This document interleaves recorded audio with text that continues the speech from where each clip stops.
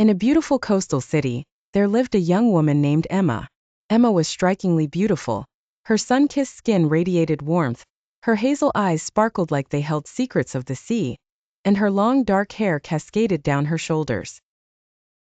She was in her early 30s and had yet to marry, despite constant pressure from those around her.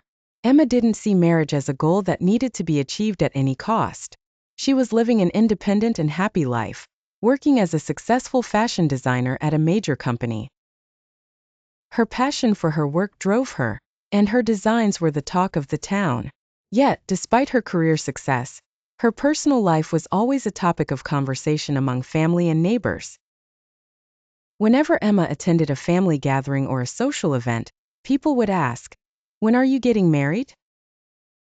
And why haven't you settled down yet?" At first, she would smile and politely answer, but over time, these questions started to bother her. She saw them as the society's way of trying to cage her freedom and dictate how she should live her life. Her mother often urged her to get married, saying, "Time is passing, and you need to think about your future."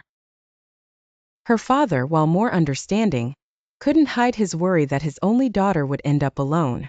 However, Emma refused to marry out of fear of being alone and preferred to wait for the right person, someone who would share her life without asking her to give up her dreams or independence.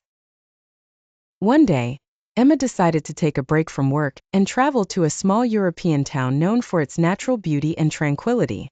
She wanted to escape the pressure and enjoy some time away from the expectations and criticisms.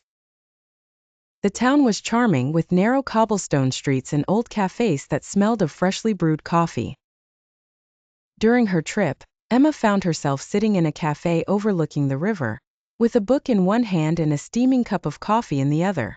On that particular day, while she was absorbed in her reading, she noticed a man sitting at the next table.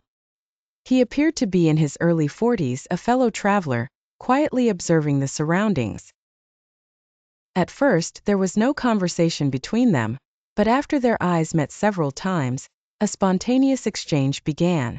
The man's name was Daniel, a professional photographer who traveled the world capturing images that told stories of people and cultures. Their initial conversation started with small talk about the town, travel, and their shared love of art and design. Soon it deepened into something more meaningful. They discussed their passions, life's twists and turns, and the dreams they held close. Over the next few days, Emma and Daniel met several times more. They spent hours strolling through the streets of the town, talking about life, work, and ambitions. Emma found in Daniel a kindred spirit, someone who understood her values and shared her outlook on life. He believed in personal freedom and that love should be based on mutual respect and partnership, not on societal pressures or traditional roles.